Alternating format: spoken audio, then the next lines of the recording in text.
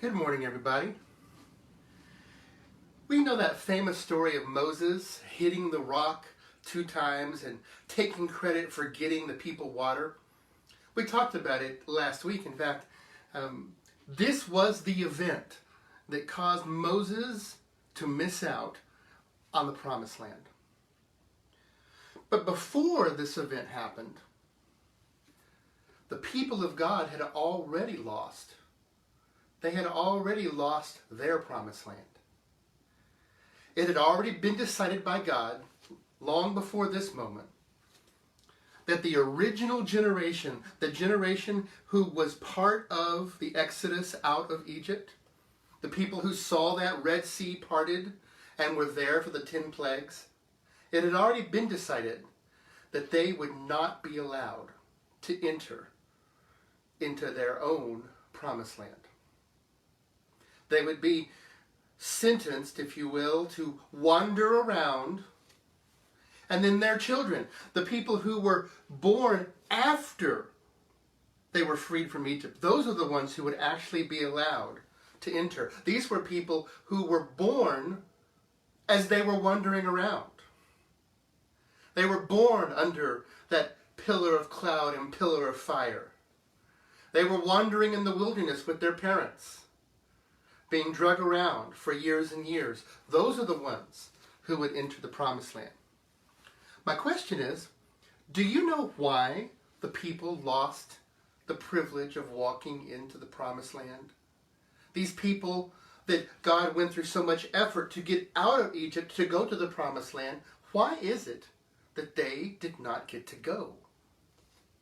Well, Hebrews 3 has the answer. See, we have the Old Testament, and much of that books of the Bible, it's about the children of God, the children of Israel, and the saga of their life, from different perspectives. From a few of the kings of the Hebrew nation, from some of the prophets, that we even call them major prophets and minor prophets. And then we have the books of history, which tell us the actual history of what happened. These are stories about the Jews, from their formation as a tribe at the very beginning, all the way to their final captivity. But in the New Testament, there's one book, the book of Hebrews, and it looks back at that Old Testament history of the Jews. And it looks at it from a different perspective. So here we are, Hebrews chapter 3, and I want to read several verses to you. Actually, I want to read chapter 3, verse 7 through 19. Listen for the reason that the children of Israel lost the privilege of walking into the promised land. Chapter 3, starting in verse 7, it says, "So, as the Holy Spirit says, today if you hear his voice, do not harden your hearts as you did in the rebellion during the time of testing in the wilderness." That's talking about that Old Testament time. "Where your ancestors tested and tried me, though for 40 years they saw what I did. That is why I was angry with that generation." There you go. They tested and tried for 40 years, and this is why I was angry with that generation. "And I said," this is God talking, "their hearts are always going astray, and they have not known my ways. So I decided on oath in my anger that they shall never enter my rest." And we know that entering my rest was entering the promised land. Verse 12, "See to it, brothers and sisters, that none of you has a sinful, unbelieving heart that turns away from the living God. Encourage one another daily, as long as it is called today, so that none of you may be hardened by sin's deceitfulness. We've come to share in Christ, if indeed we hold our original conviction firmly to the very end.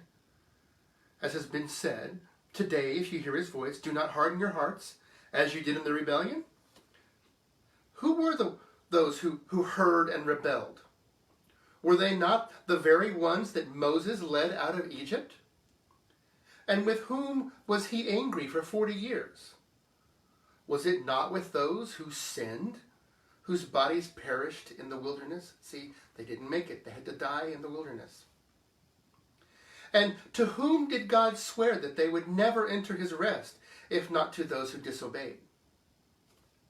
So we see that they were not able to enter because of their unbelief. That's actually verse 19 of Hebrews 3. It says, so we see that they were not able to enter because of their unbelief. The book of Hebrews tells us that the Jews were rebellious and they disobeyed.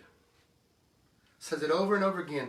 It also lays the foundation that their rebelliousness and their disobedience is because of their unbelief. See, this is important because many of us read the story of the Jews who left Egypt with Moses, and we just shake our heads at their rebelliousness and their disobedience. I've been in many conversations with believers, and we talk about the craziness of the Jews' rebelliousness. We just can't understand how they could have experienced all that and remained disobedient and rebellious. But verse 12 and verse 19 tell us the answer. Verse 19 says, so we see that they were not able to enter because of their unbelief. Their unbelief. Verse 12 has the answer. It says this, that if you do not have a sinful, unbelieving heart. Let me read it to you. See to it, brothers and sisters, that none of you has a sinful, unbelieving heart that turns away from the living God. There you go. Sinful, unbelieving heart. Now, have you ever wondered how people who are part of a church today, they can be at a church for a generation, a long time, and then suddenly can find themselves in an act of destructive rebellion? Well, they've been taken away from God and his ways by their unbelief.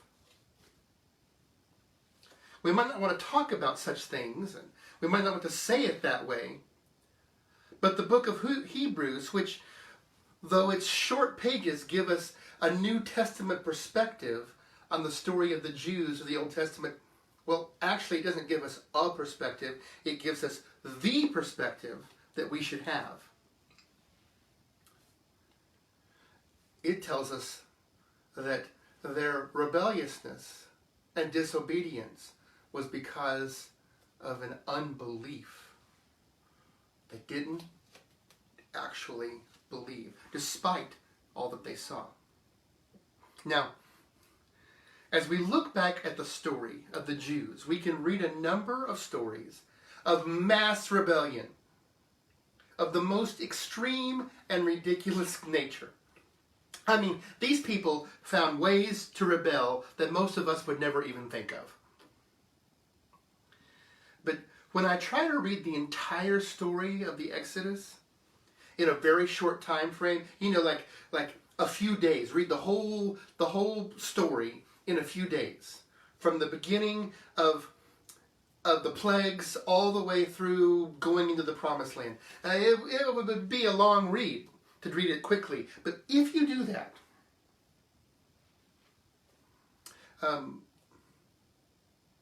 you begin to look for the heart of the people that express their unbelief, which leads to disobedience and open rebellion. If we're just reading a little bit at a time, it's hard to get that kind of big picture. You can only get it from reading the entire story in a short bit of time.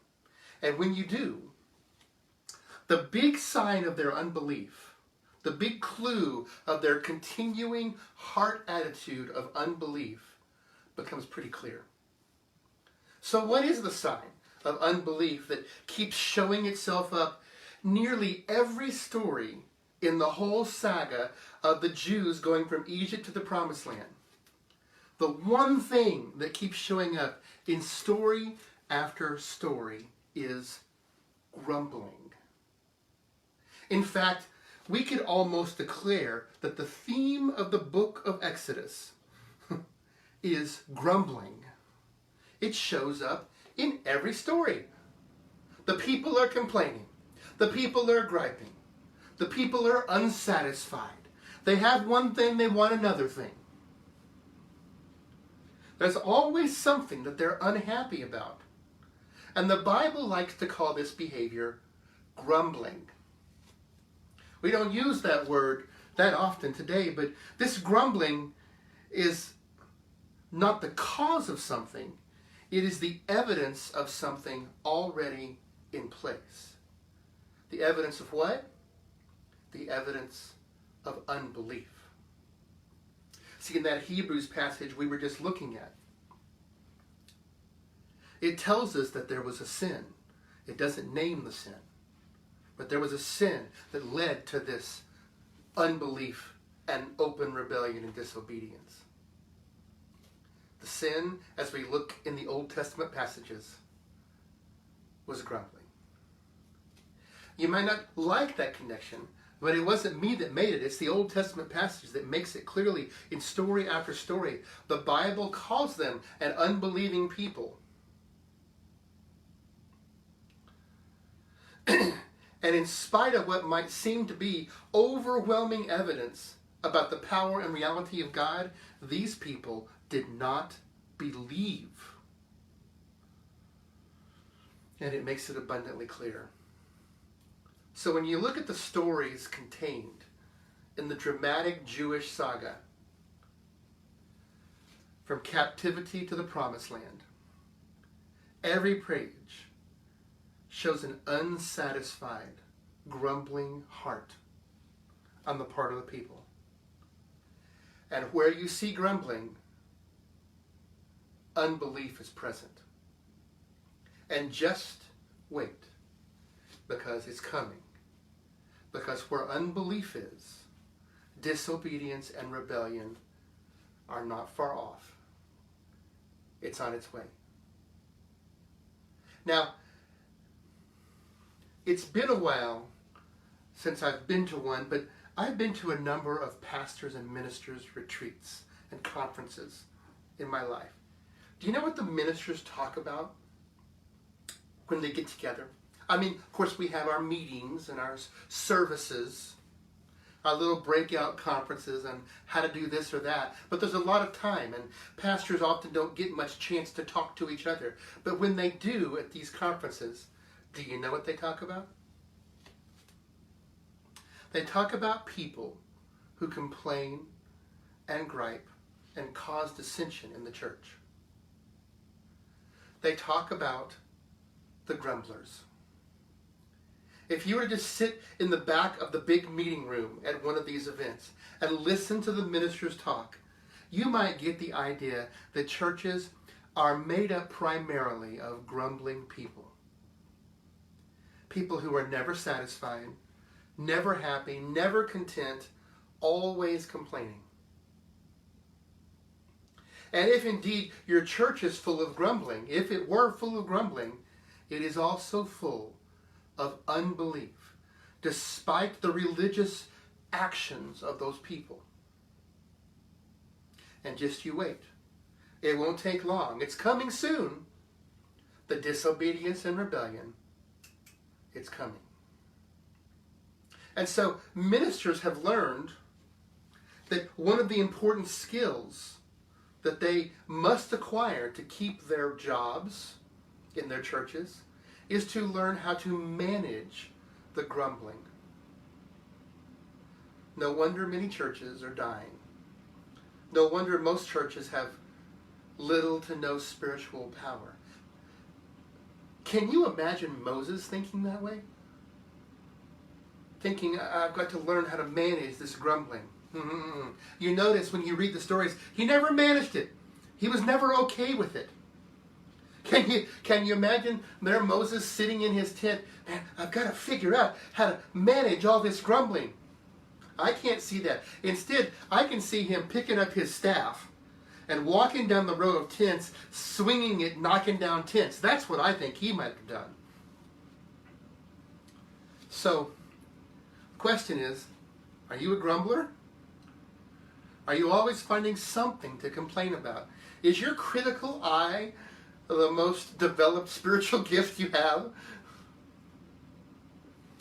You know, I saw a group of people once at a church. They would sit together, and before they would go into the worship service, they would sit in the large foyer, and they would predict how many errors they would find in the bulletin that day. Then, during church, during the parts where they were bored and needed something to do, they would look in the bulletin and they would count. You could see them sometimes holding a bulletin and counting the mistakes they found. And every chance they got in a conversation, they would run down the person who created that bulletin. That's a grumbler. That's a grumbler. Now then, if the person who was making those mistakes, isn't that wrong? Shouldn't they fix their mistakes? And they were making more than just a few mistakes. Yes, the leadership of the church needed to address the issue and either help that person become better or replace them and find something better for them to do that was more appropriate to their skills. There was something that needed to be done. But the only conversation that needed to be had from anyone would be on this question: how can we help? See, that would be a justifiable reason to have the conversation. Hey, do you notice that this person seems to be making a lot of mistakes in the bulletin? Maybe they need some help. How do you think we could help? That would be constructive. But if no help is being offered and all you're doing is counting the mistakes, you can know for certain that harm is being done. It's grumbling. Now, in that particular story, I saw those people doing that, and in less than a year, that group of people who had been doing the grumbling, well, what do you think they did? They decided to go after the leaders of the church, and they led a revolt. Without foundation, they were going directly after ministers in the church, attempting to destroy them. They didn't succeed, but they did a lot of damage to that church. They did some damage to me. See, it started with grumbling. And that was evidence of unbelief. They were there in the church, had no reverence for the church, no sense of this belongs to God, don't mess with it. None of that was there. And they eventually went after people who could, you have to wonder what was in their mind, just like you wonder about what was in the Jews' mind. What started as grumbling ended up as out and out destructive rebellion. Now, I started the sermon today by briefly mentioning the event that caused Moses to lose the privilege of leading his people to the promised land. He got mad and he struck the rock twice, angrily. Now, if we back up just 30 minutes in that scene, just 30 minutes before he struck the rock, what was Moses so angry about that caused him to strike the rock? What was it that caused this amazing, holy man to literally lose it for a moment? Listen in Numbers 20, verse 10. Then Moses and Aaron gathered the assembly together before the rock, and he said to them, "Hear now, you rebels, shall we bring water for you out of this rock?" Rebellion.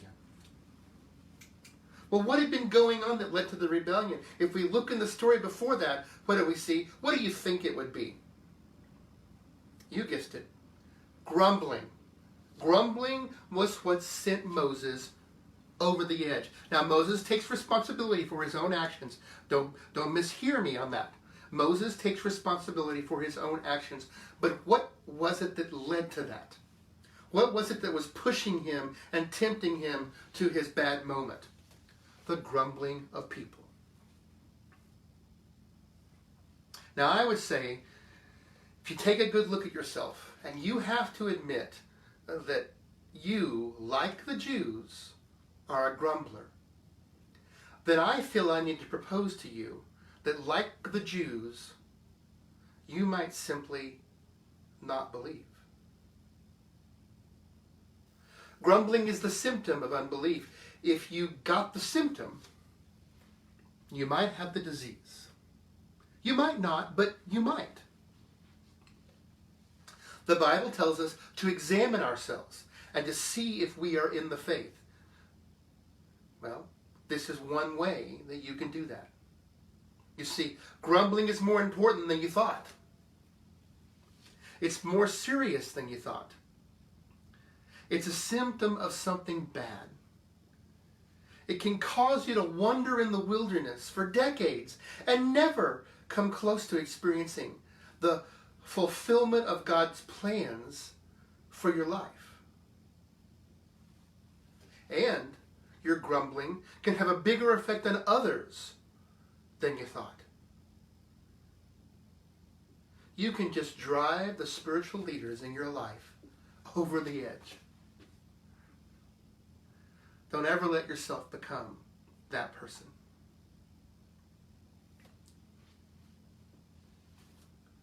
And as your unbelief, expressed in the church, comes to a head,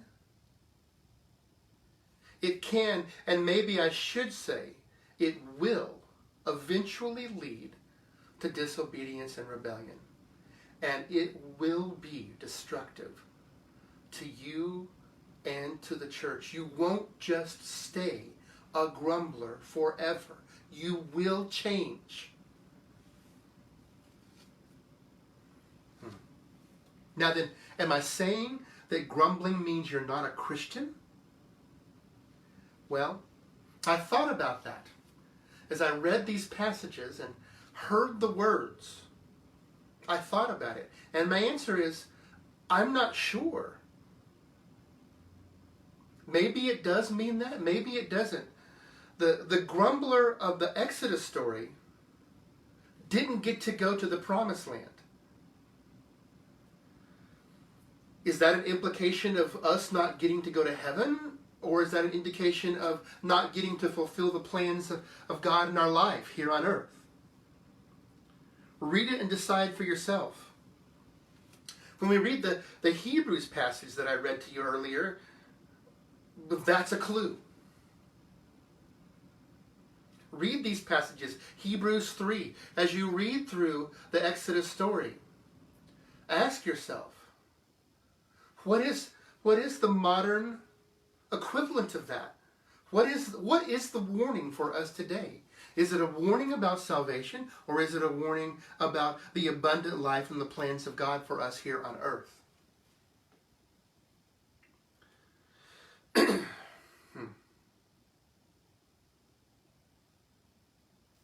See, it's either an indication of not being saved, or it's a condition of losing your first love and acting like you aren't in the faith. It's got to be one of those two. And maybe it could be either one.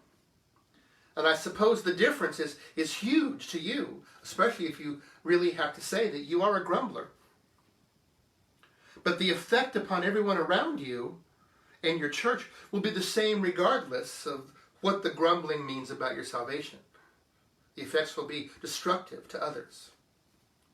But you know, the fact that I'm even bringing that up as a question and talking about the possibility that grumbling could mean that you're not even in the faith, it says that you should take this subject extremely seriously. You know, boy, in today's time, there is a lot we can complain about.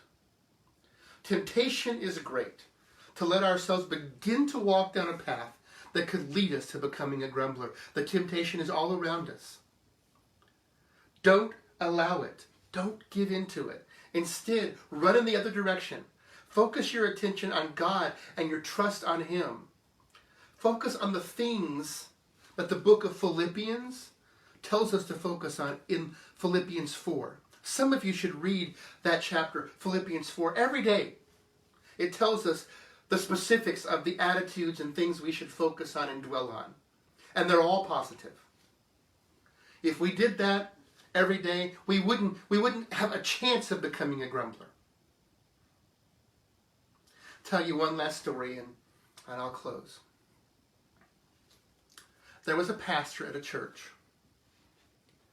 years ago, and I had a chance to meet him. And, well, the background is that I had visited a church, and this man had been their former pastor, and I had heard about him. So the church was in a depressed, negative state. And they would keep talking about, when I had a chance to talk to them about, why is there so much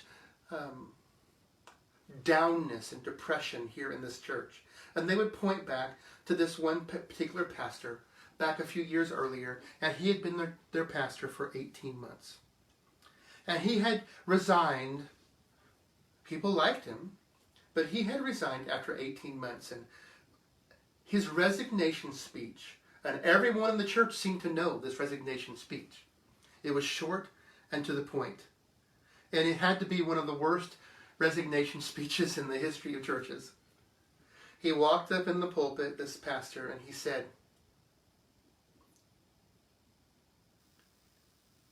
"To those of you who bear me malice, you have won. To those of you who loved me, your love was not enough." Oh, what a horrible thing to say. He basically slapped everybody in the face. The ones who bear him malice and the ones who loved him. He insulted both of them. But I hadn't met this man. And then a number of years later, I did at a minister's conference. I met him, and I immediately knew who it was because he said his name. And I sat down and I talked with him. And I wanted to find out his story because he left after only 18 months. And as he talked about his painful time there of 18 months at the church, he described it as the worst period of ministry in his whole life. And as he talked, one person's name kept coming up over and over again. One person kept coming up again and again and again. And I said, it sounds like that you really just had a problem with one person. And he said to me, "Oh yeah, I would have stayed if not for that person." He said, "I couldn't take it anymore.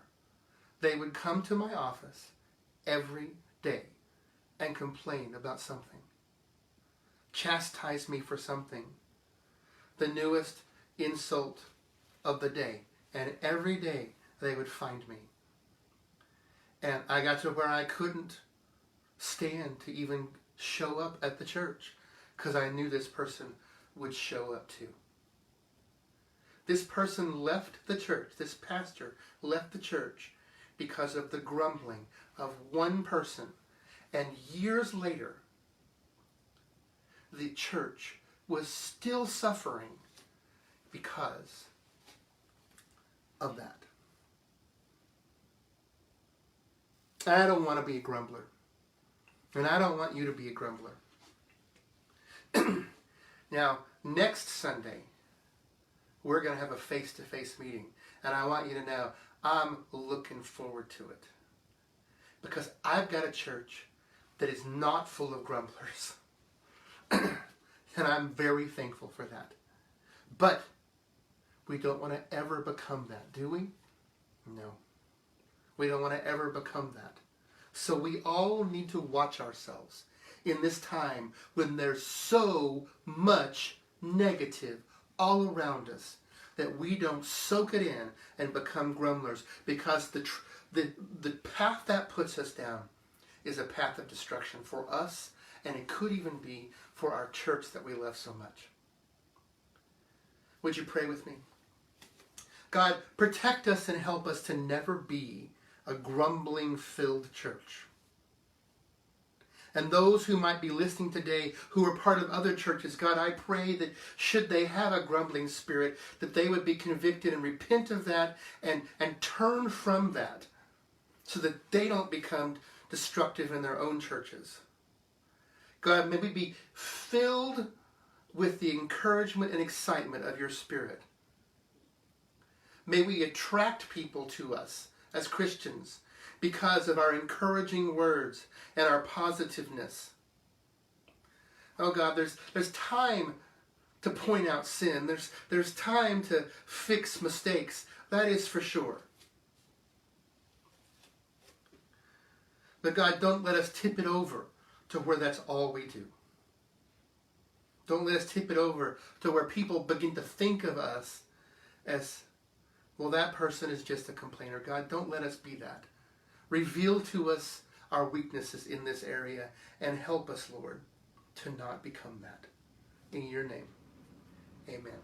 Couple of quick announcements. Next Sunday is face-to-face. Second Sunday of August we met. Second Sunday of September. We're meeting again face-to-face, 10:45 at church. We'll have a little worship time, a little sermon time. We won't let you linger around. Wear your face mask. Even if you don't think that you need it, wear it for the sake and respect out of the respect of others, please. And come, we'll have sanitizer. It'll be a great time for us to see each other again. If you don't think everybody knows, because not everybody gets on Facebook and watches the sermons live, so give a call to a friend. Invite them to come along with you. Make sure they come with you, and so that we can get back and have our church worship service again. And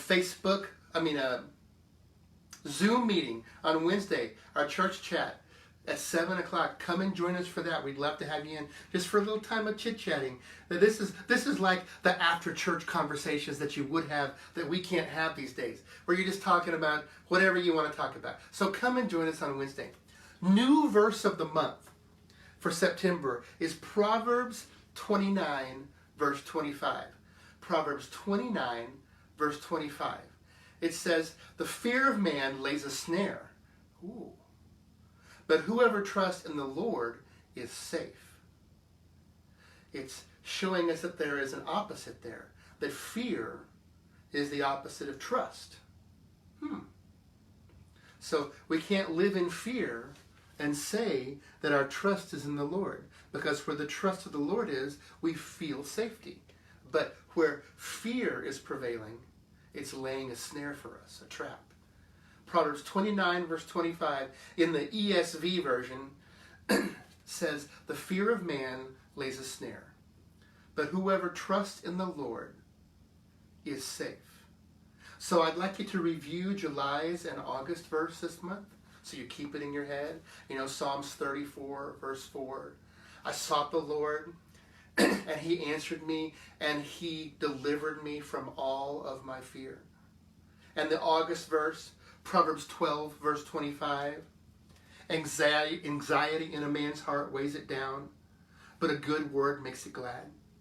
And this new verse, Proverbs 29, 25. The fear of man lays a snare, but whoever trusts in the Lord is safe. God bless you. Have a great week. Be safe this week. And I look forward to seeing you on Sunday at church. Bye-bye.